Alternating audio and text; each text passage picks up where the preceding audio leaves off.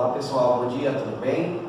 É um prazer estar aqui, principalmente falando para vocês que estão aí com o futuro em aberto, mas dentro de logo em breve, com certeza estarão ingressando aí nas universidades. Meu nome é João Balsinha, eu trabalho com literatura e hoje eu vou trazer para vocês aqui algumas coisas interessantes, principalmente sobre a espinha dorsal daquilo que é feito a prova de literatura, geralmente no Enem, que é o modernismo. E como antecipação para vocês, eu estou trazendo um período um pouquinho antes, que só tem na literatura brasileira, um período que vai durar exatamente durante 20 anos, que a gente chama de pré-modernismo. E logo de início eu trago para vocês essa imagem do Afonso Henrique, mais conhecido por todos como Lima Barreto. Lima Barreto é um autor carioca, pobre, suburbano, mulato e alcoólatra. Então só por aí você já percebe que a figura do Lima Barreto traz em si uma série de exclusões sociais, marcados justamente na sua biografia, e isso será transposto também para a sua obra. Durante o tempo que ficou no manicômio no Rio de Janeiro, manicômio por ser alcoólatra, tá? Não por ser louco, por ser alcoólatra, Lima Barreto desenvolveu em 1911 uma das obras mais singulares da história da literatura brasileira, que é O Triste Fim do Policarpo Quaresma, um romance que volta e meia está aí também nos temas da prova do Enem. Eu sempre digo, para falar sobre nacionalismo, patriotismo no Brasil, não se pode falar sem antes conhecer a história do major reformado Policarpo Quaresma, um brasileiro ufanista que queria muito transformar o Brasil em um país que fosse uma potência mundial. Até porque nós temos aqui uma extensão territorial vasta, e o major Quaresma acreditava que, estudando a nossa cultura, estudando a história do nosso povo, estudando a riqueza do nosso solo, isso aqui seria um dos grandes países que teria tudo para dar certo. E aí o major Quaresma, ele começa a fazer uma reforma, tá? O livro, por sinal, é dividido nessas reformas, e são 3. A primeira delas é uma reforma cultural, porque o major Quaresma acredita que, brasileiro que somos, deveríamos ter uma língua própria, falar principalmente a língua dos nativos, que era o idioma tupi-guarani.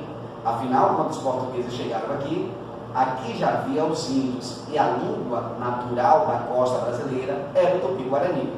O que é que distingue uma nação de outra? A sua identidade idiomática. Então, eu sempre falo assim, você pode até não conhecer alemão, você pode até não conhecer francês, mas se você vê alguém falando francês, você diz, um francês. Se você escutar alguém falando italiano, você diz, certamente esse é um italiano. Da mesma maneira, nós também teríamos que ter a nossa identidade, o nosso RG, a nossa marca, o nosso registro linguístico, que seria a língua tupi. Mas isso, tá, vai ser feito como? O Lima Barreto faz algo muito interessante, que é estudar principalmente as leis e os documentos da época para solicitar o Congresso Nacional, através de um decreto, ele, como cidadão brasileiro, pede ao Congresso Nacional que decrete a partir daquela data o idioma tupi-guarani como a língua nacional e oficial do povo brasileiro. E isso será levado à ridicularização. Por sinal, o major Quaresma será preso em detrimento disso, e quando sai, ele vende tudo que tem, compra uma terra, denomina de sítio sossego, e a partir desse sítio ele tenta fazer uma redistribuição de terras. Eu falo que é muito bacana, porque o Lima Barreto vai trazer para vocês algo muito interessante que se discute muito ainda hoje, a redistribuição de terras, principalmente num país como o nosso, com uma abundância territorial tão grande. Então, terra para quem precisa. Lima Barreto, de maneira muito sutil, não cita o termo reforma agrária, mas fala que quem não tem terra precisa da terra para cultivar.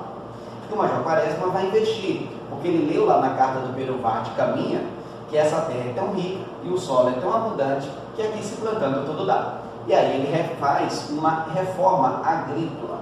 Mas quando vai vender esse produto na cidade, devido à alta taxação dos impostos, o major Quaresma percebe que o pequeno agricultor brasileiro, ele não sobrevive com uma taxa de impostos tão alta.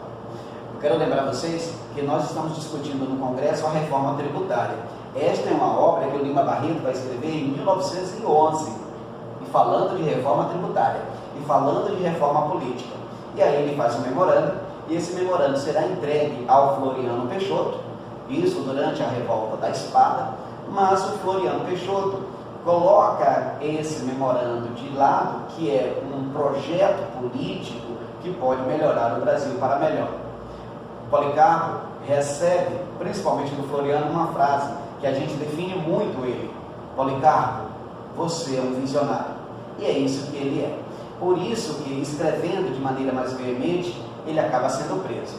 Vou mostrar para vocês um fragmento que caiu aqui na prova do Enem. É o Policarpo Quaresma preso. A primeira questão que a gente pergunta é: por que o Major Quaresma foi preso? Porque no governo do Floriano Peixoto, durante essa revolta da Armada, vários outros brasileiros foram mortos sumariamente. E nesse sentido, o Major Quaresma escreveu para Floriano Peixoto, e ele disse na carta que, como cidadão brasileiro, todo sujeito tem o direito, primeiro, à ampla defesa e depois de dizer o que pensa. E justamente por isso o Major Quaresma foi preso.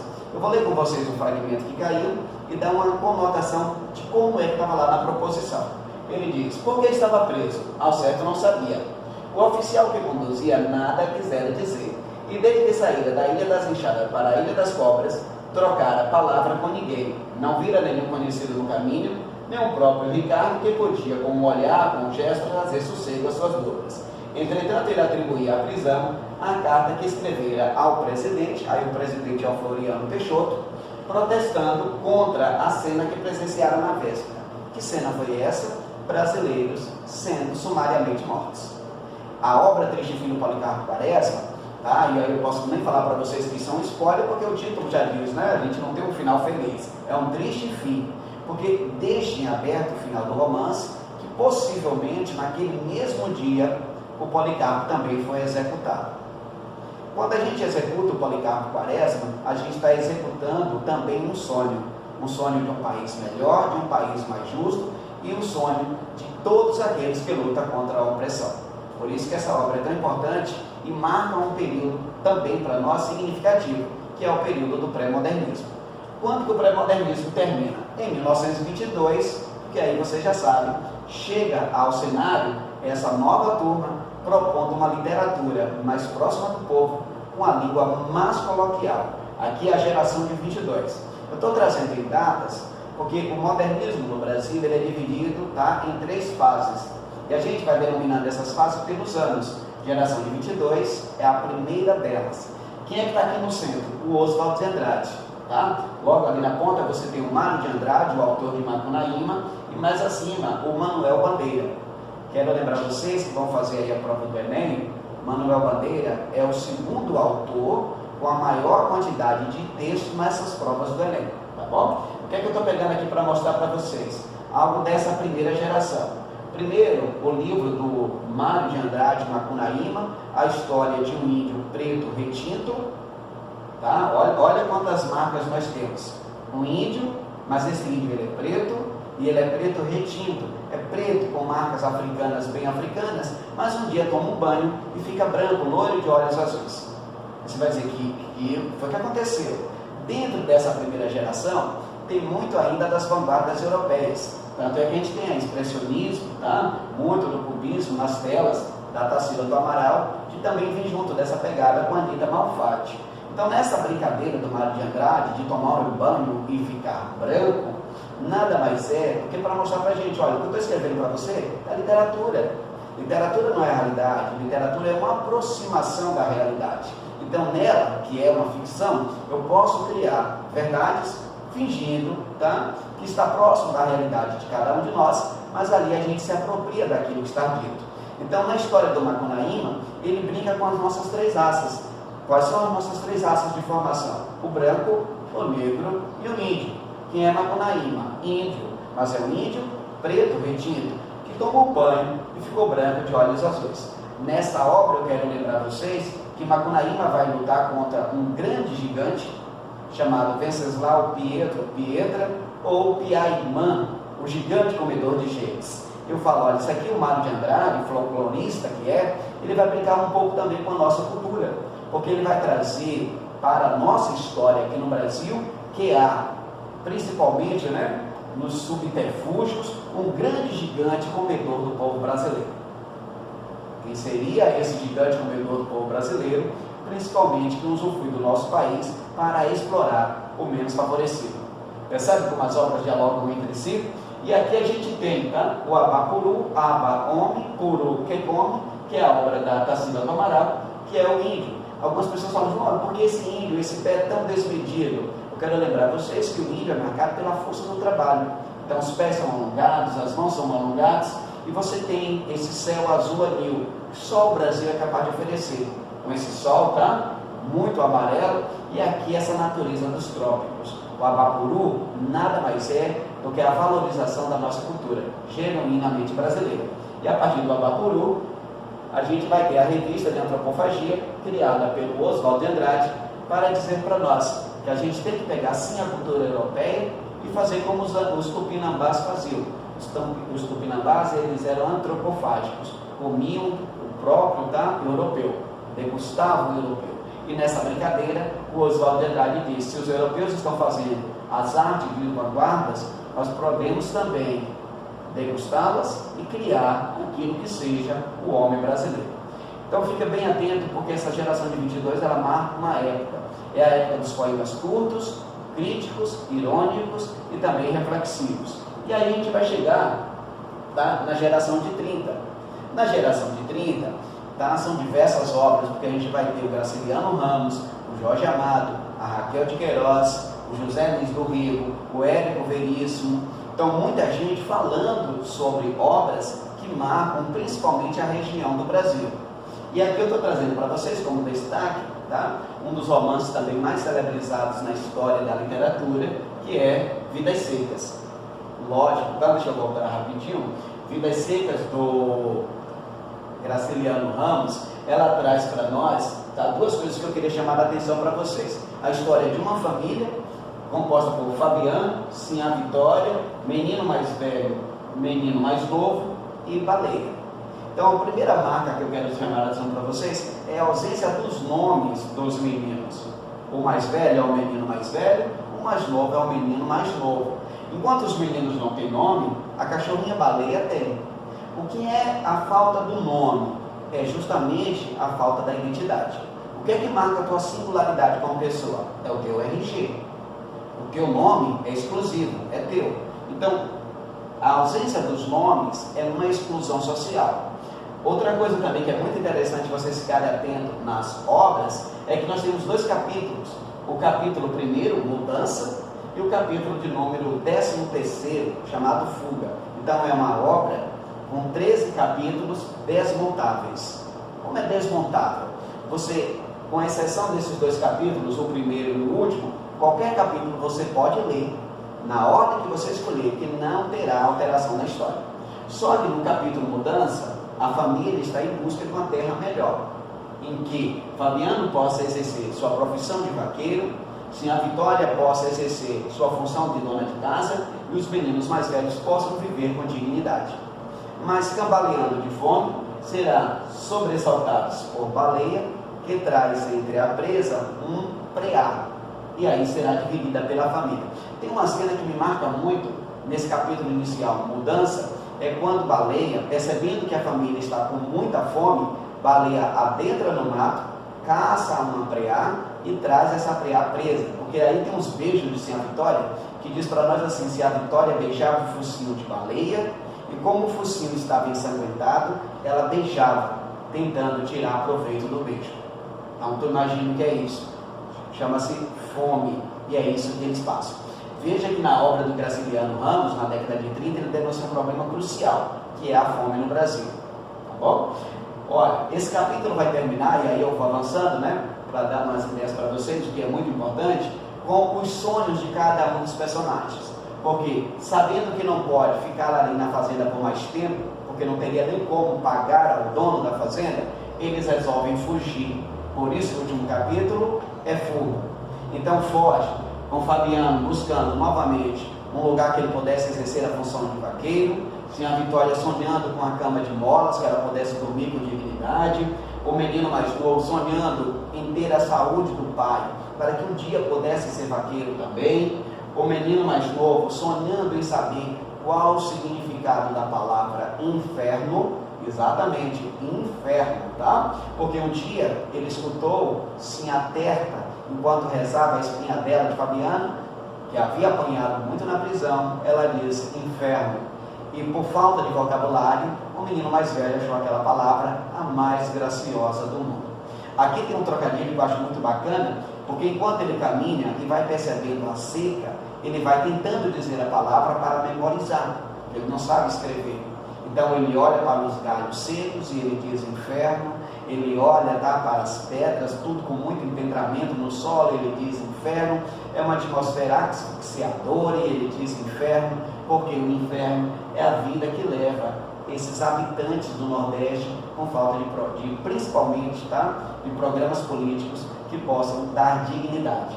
E aí Baleia, ela vai sonhando cada vez mais com um campo coberto de preás, mas seriam tantas as preás no mundo que nunca mais nenhuma família passaria fome, tá bom? Então uma obra que é muito importante, porque ela trabalha principalmente as necessidades básicas: trabalho, moradia, saúde, educação e alimentação, tá? O básico para viver com dignidade. Isso é a geração de 30.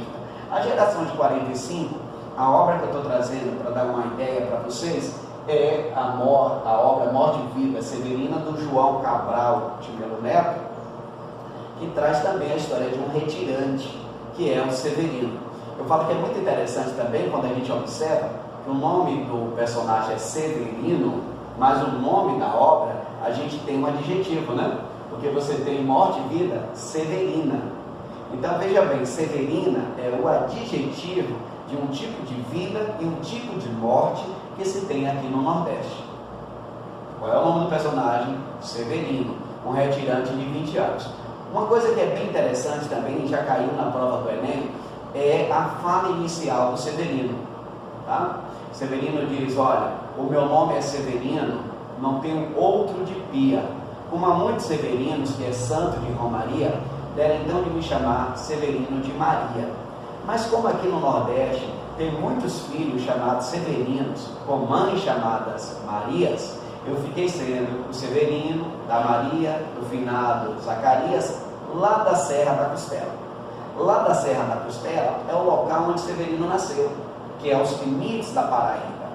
Tá? Percebeu como ele tem dificuldade para dizer quem ele é? Observa como ele tenta marcar a singularidade dele como pessoa. Eu sou Severino da Maria, do finado Zacarias, lá da Serra da Costela. É porque aqui no Nordeste, ele vai mostrar, eu vou dar uma pincelada para vocês, como é que isso caiu na prova do Enem. Caiu esse fragmento do Severino, tá? Quem é Severino, já que tem tantas pessoas com história de vida semelhante à dele. Caiu isso como o texto 1, e o texto 2 foi essa tela da Tarsila do Amaral, que são operários. Quantos ursos aqui são muito próximos, porque essas pessoas se confundem nos seus trabalhos como operários. Então isso aqui são severinos, só que são severinos de fábricas. E aí, olha que bacana a gente vai ter na obra, porque a gente tem Severino tentando marcar a sua individualidade, e na questão vai mostrar que histórias como a de Severino existem também nos grandes centros urbanos, em que essas pessoas têm, principalmente a sua identidade ocultada pela exploração da força do trabalho. Uma coisa também que é muito interessante na obra de Morte e Vida Severina, o que é que nós vamos ter? São os tipos de mortes. Ele diz: aqui se morre antes de 30, na velhice, antes dos 30, de emboscada antes dos 20 e de fome se morre um pouco por dia. Percebeu onde é que o João Cabral de Melo Neto foi tocar no tema? Também no tema da fome. Aqui de fome se morre um pouco por dia. E por que é morte e vida? Sendo que o processo natural é vida e depois morte. Porque Severino, como retirante que é, ele vai presenciando essa grande quantidade de mortes e, ao final da história, ele pensa em se jogar da ponte da vida. Então Severino, ele entra num processo de desesperança, achando que as coisas já não fazem mais sentido, assolado pela presença da morte, que ele resolve, e pensa, medita em pular da ponte da vida quando chega no Recife. Eu sempre falo com os meninos que Recife é uma cidade, a nossa beleza brasileira, marcada pela grande quantidade das pontes, e nenhuma delas o Severino faz essa reflexão, que talvez o mais interessante seria pular da ponte da vida, que é uma metáfora, principalmente sobre a questão do suicídio, um tema muito delicado, que será trabalhado também com a delicadeza do qual o tema merece, feito pelo João Cabral de Melo Neto. Mas nesse momento aparece um mestre Carpina, um mestre carpinteiro chamado José. E aí ele conversando com Severino, praticamente ele vai dizer que o que mais bonito da vida é seguir sina. Seguir a sina é deixar a vida acontecer. E quando ele está nessa reflexão, uma comadre grita para o compadre Carpina que seu filho há nascido. Olha que coisa genial faz aqui o João Cabral de Melo Neto. Um mestre carpinteiro chamado José conversa com Severino para lhe dizer que seu filho nasceu. Quem seria o filho de José, o carpinteiro? Justamente Jesus Cristo. Então, na obra, a gente também chama-se Alto de Natal. Essa vida que você vê aqui é a vida de Cristo, tá? Mas é um Cristo humano, é um Cristo severino, é um Cristo com cara e corpo de Nordeste. E aí o Severino faz essa reflexão, que apesar de tudo, melhor da vida, mesmo quando ela seja ainda pequena, é a vida explodida. E o melhor da vida explodida é seguir sua sina, tá? Então, geração de 22, geração de 30 e geração de 45, elas marcam os 3 tempos que nós vamos ter aqui no modernismo no Brasil. O que é que a gente vai ter a partir da década de 60? Só para dar uma clareada para vocês. A gente chama de tendências da poesia contemporânea. E aí, como cai muito na prova do Enem, e a intenção é dar para vocês algumas dicas de coisas interessantes, eu queria mostrar como a poesia concreta, ela vai trazendo uma outra perspectiva, uma outra possibilidade de se fazer literatura e de se fazer arte. Então, vou dar uma passada rapidinho. Espero que vocês conheçam essa tela, é famosíssima, né? É do Piet Mondrian. Mondrian ele é famoso porque ele vai trabalhar com essas cores primárias, o vermelho, o amarelo e o azul. Aqui a gente chama, né, de composição em vermelho, amarelo e azul, de 1942. Essa é uma pintura que a gente chama de pintura abstrata, ou também de arte concreta, como dizia o próprio Piet Mondrian.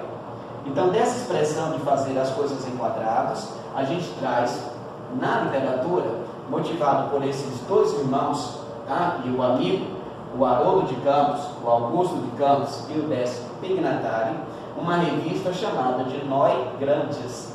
Tá? Essa revista Noi Grandes, aí já tem uma brincadeira com as palavras, nada mais é do que nós grandes. Mas, professor, por que não é nós grandes? Porque uma das tendências da poesia concreta é o deslocamento da palavra e a sua divisão em prefixo, fixo, raiz. Então ele vai fazer para nós, a nós grandes, esse é o exemplar de número 1. E aqui na revista eles trazem um novo plano, tá? Modelo para a poesia que vai surgir. E aí o que eu estou trazendo para vocês como exemplo? Também tema aí já utilizado na prova do Enem. O poema do Augusto de Campos, lembrando vocês, são 3 autores concretos: Augusto de Campos, Álvaro de Campos e o Décio Pignatari. Aqui o Augusto de Campos, ele traz para nós essa poesia que a gente chama de poesia concreta. A poesia concreta, eu falo que ela está estruturada em 3 dimensões. Primeiro é a dimensão semântica, que é o uso da palavra. Você vê que ele pegou pluvial, pluvial, pluvial, pluvial, pluvial, pluvial, fluvia, flúvio, flu, flu, mas se você ver é fluvial, tá? Porque pluvial, caindo na vertical, é a chuva, mas quando a chuva cai, ela cai e vira rio, e o rio ele é horizontal, ele é fluvial. Então você tem uma dimensão que é semântica. A palavra ela é escolhida porque ela tem, tá, uma ordem de significado para nos passar. E além da palavra, você tem um aspecto também visual. Então é semântico, ela é visual. Veja que as palavras foram colocadas como se fossem chuvas, caindo na vertical para depois vir na horizontal. Então tem também um aspecto visual, semântico, visual. E vocês perceberam que eu fui lendo e eu fui falando para vocês, olha, é pluvial, pluvial, pluvial, pluvial, fluvia, fluvi, flu. Tem também uma dimensão que ela é sonora.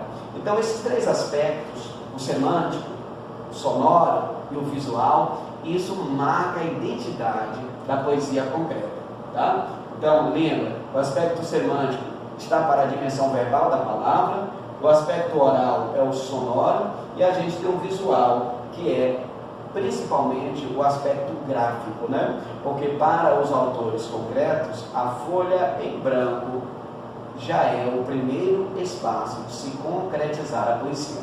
Daí vem a poesia concreta. Tá? Essa também é bem famosa, tá? Que é velocidade. Mas você vê que primeiro é só ver, e aí ele vai fazendo velocidade e velocidade. Essa velocidade, ela é lida assim, e ela também pode ser lida assim.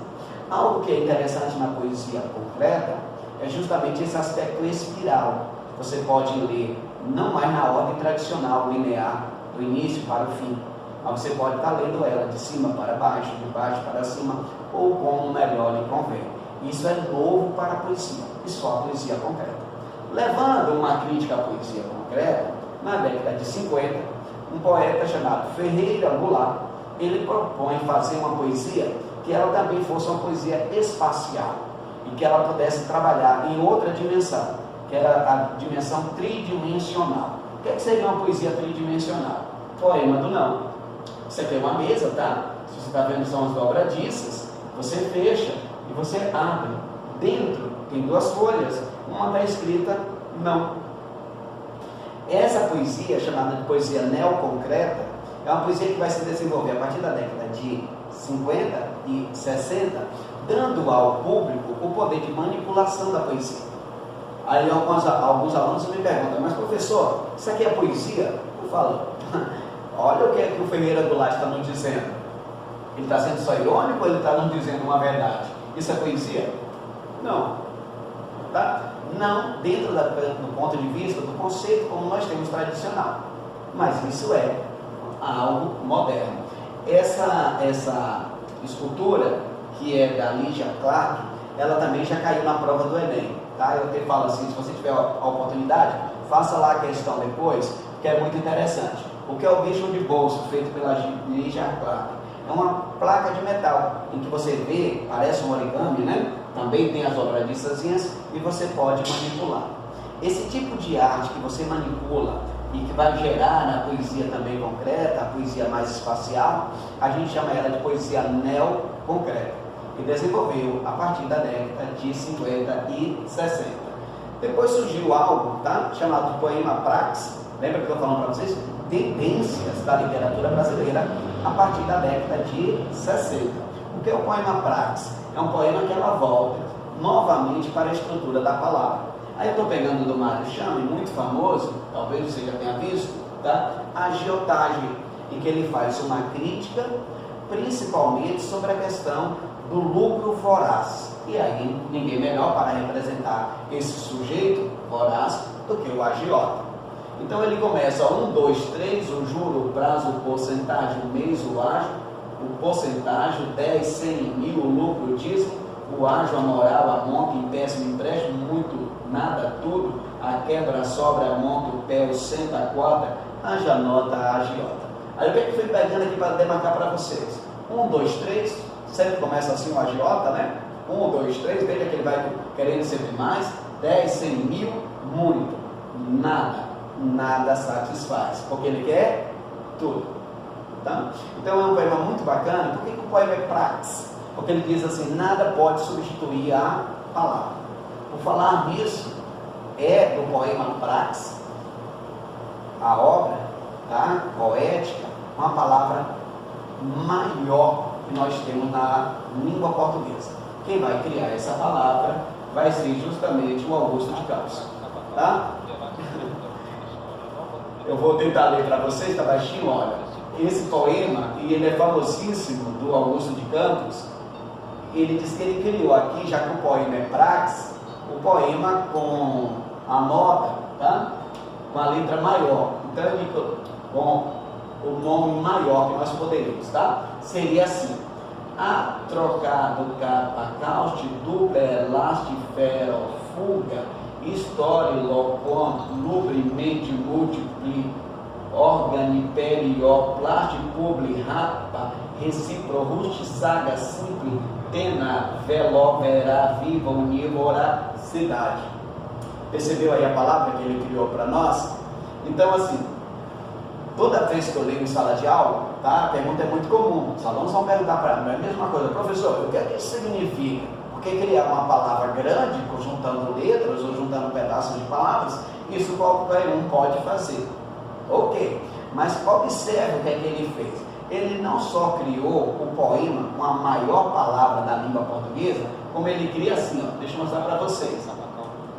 Deixa eu voltar aqui. Ele cria fazendo para nós assim, ó, junção com as palavras. Então, onde tem atro, é atrocidade, caducidade, capacidade, causticidade, duplicidade, elasticidade, felicidade, ferocidade, fugacidade, historicidade, loquacidade, lubricidade, mendicidade, multiplicidade, organicidade, periodicidade, plasticidade, publicidade, rapacidade, reciprocidade, rusticidade, sagacidade, simplicidade, tenacidade, velocidade, veracidade, vivacidade, univoracidade.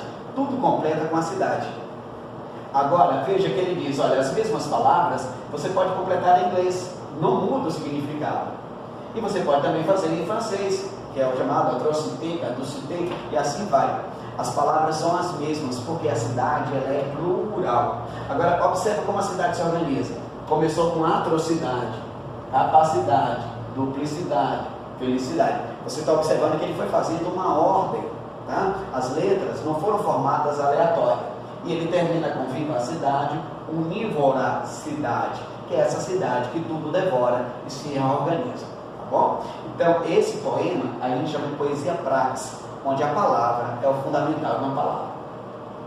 Dentro dessa mesma constância, foi desenvolvido aí o poema processo. O poema processo é o poema da palavra, mas ela volta em símbolo. Caiu também na prova do Enem, viu? É uma palavra, tá? Que ela é formada em símbolo. O poema processo, como o próprio nome está dizendo, há um processo de decodificação. Aqui é o poema do Pedro X, chamado Zen, tá? Espero que você tenha percebido aí que tem a palavra, né? Zen aqui, tá? Então ali você tem, ó, o Z, aqui você tem o E e aqui você tem o N. Então é Zen, tá? Mas exige o que? No poema processo existe um código que precisa ser decodificado. Eu termino sobre o poema processo, esse daqui, que é muito famoso, do Melo e Castro, de 1961, que ele chama de pêndulo. Olha que coisa mais interessante, pêndulo. Isso é um poema processo, é um poema que ele tem um visual. Tá? O que é o pêndulo? O pêndulo é a batida do tempo. Então você tem, ó, pêndulo para lá, para cá. O pêndulo vai e volta, vai e volta. Só que o pêndulo, você vê que ele vai, vem e volta em três partes, tá? Porque o pêndulo bate no presente, mas quando ele bateu, isso já virou passado, e para frente ainda é projeção do futuro. O pêndulo é presente, passado, futuro, presente. E olha como o passado ele vai sumindo gradativamente, porque a nossa memória só registra aquilo que é significativo. Tudo mais tende a desaparecer no nosso passado. Mas o presente, ele marca também uma projeção para o futuro. E a gente está sempre jogando para frente. Presente, passado, futuro. Mas lembrando você que o que não desaparece é o presente, que é o que deve ser vivido. Tá bom? Então é muito interessante que eles vão trazendo essa leitura. E aí eu vou terminar o nosso encontro de hoje, tá? Com o poema Marginal, que é um poema que vai surgir a partir da década de 64, principalmente a partir dos movimentos da contracultura. Surgiu lá nos Estados Unidos o movimento hippie, surgiu nos Estados Unidos o movimento punk, e aqui no Brasil esse movimento impulsionado principalmente pelo golpe de 64, as pessoas foram para as ruas. Aqui você está vendo o Gilberto Gil em primeiro plano, né? Os artistas protestando contra a censura, porque em dezembro de 1968 foi outorgado o ato institucional de número 8, ou de número 5, tá? Em 68, chamado AI-5, e aí demarcou um tempo de censura muito grande, em que os artistas tiveram que ir para a rua. Essa tela também que eu estou trazendo para vocês, que na verdade é uma fotografia, né? são as mulheres protestantes. Eu sempre falo bacana, porque a partir da década de 60, a gente vai ter essa mulher ocupando um novo espaço, que até então era um espaço muito voltado para os homens. Tá? A gente tinha uma sociedade muito machista, em que aqui as mulheres começam a lutar por causas próprias, principalmente a questão da pílula anticoncepcional e depois também o direito ao aborto. Então as mulheres começam a galgar espaço na sociedade. Na literatura a gente tem uma escritora chamada de Clarice Lispector, que vai produzir uma de suas obras mais singulares, que é A Paixão Segundo GH, motivada a partir dessa década aqui. Então é a mulher assumindo também o protagonismo na nossa história literária e na nossa história cultural, tá bom? E amanhã há de ser outro dia, porque o poema marginal, ele não é dito às claras, mas ele é dito principalmente nas entrelinhas, até porque nessa época tudo passava pelo funil do Hobbes. Então eles tinham que averiguar se saía ou não. Por isso, tá? Que a gente tem aqui só um exemplo básico para vocês entenderem. O Chico Buarque, ele vai buscar em Mateus 26:42 essa frase, né? Pai, afasta de mim este cálice. Lembrando vocês que Chico Buarque produz uma das obras mais enigmáticas dessa leitura, que é a música Cálice, né? Pai, afasta de mim este cálice.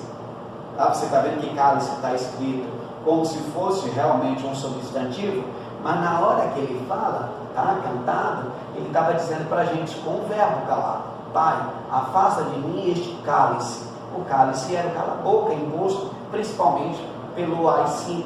Então, Pai, afasta de mim este cálice, que você vê em formato de cálice, mas se você descer, você vai vendo que tem nariz, tem boca e tem boca com zíper. Porque o que é que a letra vai dizer? Como beber dessa bebida amarga, tragar a dor, engolir a labuta, mesmo calada a boca, resta o peito, silêncio na cidade não se escuta. De que me vale ser filho da santa? Melhor seria ser filho da outra realidade menos morta, tanto mentira, tanta força bruta. Que é a imposição, tá, da força, principalmente pela bala. Então, Pai, afasta de mim este cálice. Tá? Eu quero só terminar minha aula mostrando para vocês que aqui no sudoeste da Bahia, nessa mesma época, a gente vai ter a figura do Glauber Rocha, trazendo para a gente o cinema novo, uma ideia visceral, uma ideia na cabeça e uma câmera na mão. Tá? Glauber Rocha traz, principalmente em Deus e o Diabo na Terra do Sol, a ideia do vaqueiro, que era Manuel, mas que mata o seu patrão latifundiário e se torna no Corisco uma das vozes, tá, mais ameaçadoras contra o poder, contra a opressão. Corisco era o seu Deus e o próprio diabo aqui na Terra do Sol. Por falar na Terra do Sol, deixa eu terminar minha aula mostrando para vocês, tá, onde que é esse, que é o Ali Salomão. Quero lembrar vocês que dentro da poesia marginal, a gente vai ter, olha que felicidade para nós aqui da cidade de Jequié, essa figura à frente do templo, que é o Ali Salomão, dizendo para nós, por que a poesia tem que se confinar às paredes de dentro da vulva do poema? Por que proibir a poesia estourar os limites do grego, da greta, da gruta, e se distrair para além da grade, do sol nascido quadrado? Tá? Que a poesia, para o nosso amigo Salomão, a poesia ela está para além das grades, porque a poesia ela não está presa à estrutura, a poesia está livre, ela está em todo lugar. Tá? Eu pulei, tá, porque eu queria falar de Ali Salomão, mas não posso deixar de citar para vocês essa figura que também volta e meia aí com questões na prova do Enem, que é o curitibano Paulo Leminski, que vai criar para a gente, além dos poemas, tá, marginais, vai criar diversos haikais, poeminhas curtos, geralmente de 3 versos, dizendo verdades, às vezes difícil da gente entender e difícil da gente ouvir. Aqui é um poema metalinguístico, quando o poema explica o próprio poema, em que ele diz o que é ser uma poesia marginal. Marginal é quem escreve à margem, deixando branca a página, para que a paisagem passe. Sabe por quê? Porque a poesia marginal na época, ela não saía nos livros oficiais, porque o AI-5 não ia permitir. Então como é que você faz? Você faz à margem. Como é produzir à margem? Essa é a geração chamada geração do mimeógrafo. Você imprimia, né, manualmente, a geração dos cadernos. E isso passava, porque ela é a geração que escreve na entrelinha, sem nunca saber direito quem veio primeiro, o ovo ou a galinha. Tá? Então essa é a jogada dele, lembrando vocês, tá? Que essa geração marca uma época, porque ela foi contra a ditadura militar. E aí a gente chama, tá, de geração marginal. Então eu termino minha aula com essa frase, que é do Paulo Leminski, e com esse cartaz, que é do Hélio Oiticica, dizendo para nós: incenso fosse música. Que é um trocadilho, né? Incenso fosse música. Isso de querer ser exatamente aquilo que a gente é, ainda vai nos levar além. O que é que eles eram dentro daquela cultura? No movimento da contracultura, eles eram marginais. Isso de querer ser exatamente aquilo que a gente é, isso ainda vai nos levar além. Eu espero, tá, que a arte, a poesia, possa também te levar além, porque é lá que merece o lugar de todos os sonhos, tá bom? Espero que tenham gostado e até o próximo encontro.